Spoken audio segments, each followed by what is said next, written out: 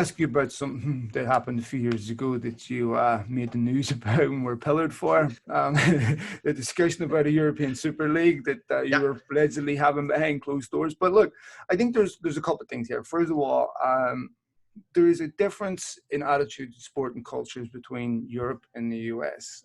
The US, they're close competitions, they have no problems with. They understand big brands and all that. Where Europeans just are a little bit different.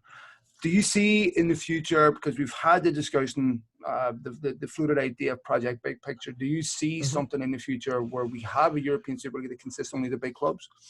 Yeah, I mean, look, when we were looking at it, in our group, and we were looking at it, and in the end, it was the money. Someone said to you, I won't say who, but someone said in a nice little way, well, if you have $10 billion, we're happy to join the Super League. Right? Sure. Now it's sort of the general sentiment, but we all felt in the end it was probably leverage. If you remember correctly, President Sefrin wasn't even in place. And there was a real lull after Platini was, when he got indicted and got in trouble, whatever happened there, so there was this like a void. And a lot of the big clubs said, we're not going to get any direction right now. So we have to create our own league. And I think there was a genuine, in a lot of circles, like, hey, can we make this better? Look, I think people forget something. The Premier League is a breakaway league.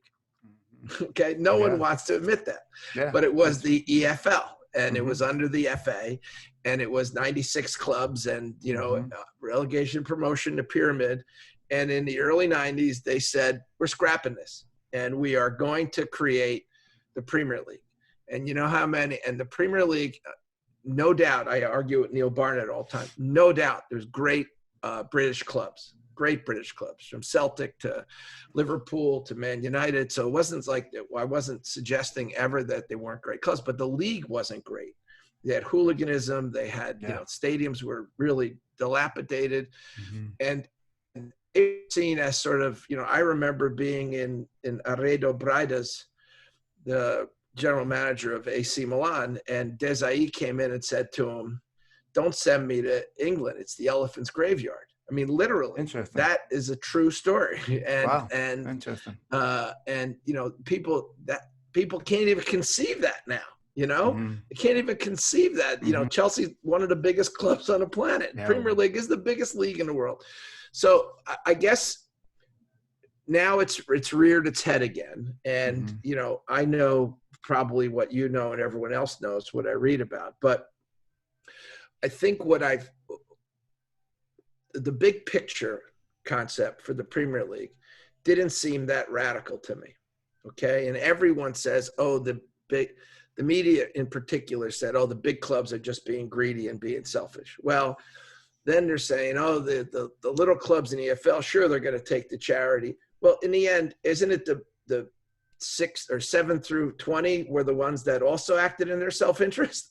Aren't they the ones that also said, I don't want to vote for Christmas if I'm a turkey, right? What if I get relegated? So, but I think that what you see there, if the Premier League, which is the #1 league in the world, is looking to improve things or change things, if you will, then I think, change in Europe is inevitable. I don't know what form, but then I would also add that what's ever happening has now been accelerated because this, we see the Burries of the world going out of business, right? And I think with COVID, we're going to see a lot of teams struggling, a lot of teams going out of business now. And that has nothing to do with fan interest and this and that. The reality is that it's a global sport. That's where the future money is. And COVID has just accelerated that. So I think people are looking at it. And I think they're looking at things that may be unpopular, especially to the romantic view of the world. But 1992 isn't that long ago when the Premier League was a breakaway league, And, I find it kind of funny that, especially the expats calling the show like, Charlie, you're evil. You're going to turn over the world and this and that. But beyond that, I mean, things are going to change. in Mexico, they've essentially got rid of the relegation and promotion. I'm not saying that's the right thing to do. In fact, I wish we had relegation and promotion here in MLS. Okay. Yeah. So I'm not anti, but I'm saying the world is changing. Whether we want to accept it or not, it's changing. No, I think it's inevitable. One more question, but you see, this trajectory has been on the cards. Look, the Champions League came about as a result of the big clubs saying to Leonard Johansson, "We're going to do a Super League." It was the Italians at the time. We don't want this one game knockout thing. They looked at the American World Series where you get multiple games. We want the revenue. You better start putting groups together. In the Champions League in its current format is essentially a European Super League anyway.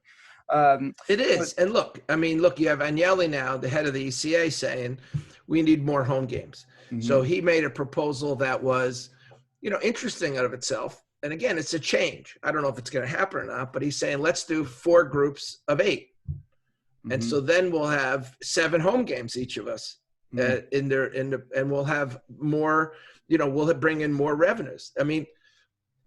That's interesting out of itself. You know what I mean? So there's going to be change. I don't know if it's going to be a Super League, but it's definitely going to change.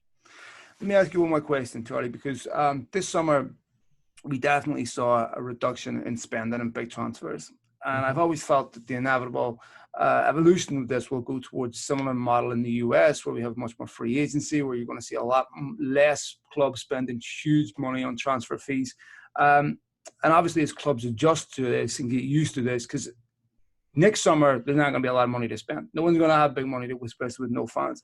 Do you see that the way football does transfers is going to change and become more like the American market? No. Simply no. And the more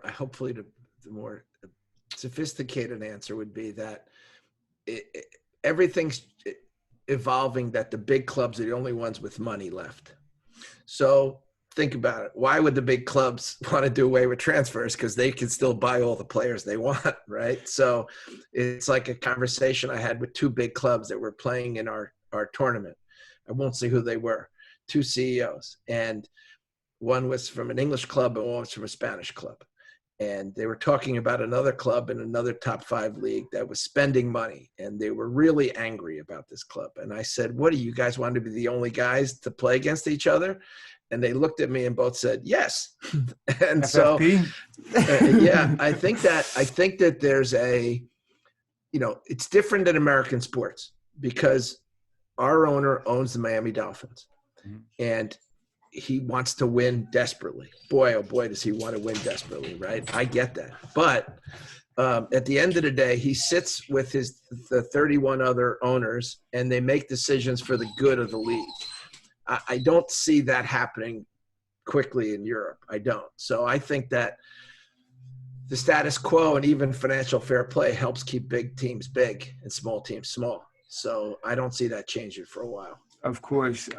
Charlie, one other guy before you go, told me to say hi, is Phil Townsend. So Phil is a big fan of yours. So Phil, I'm a big fan of Phil's. Well, I can't imagine. As you know, he's over at UEFA now. He's a very, very good friend of mine. Phil's a great guy.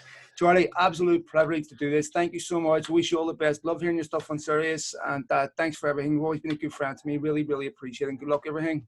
Thank you so much, Phil. And Phil Townsend. Thumbs up, brother. I'll tell him. Thanks, Charlie. See you, mate. Bye.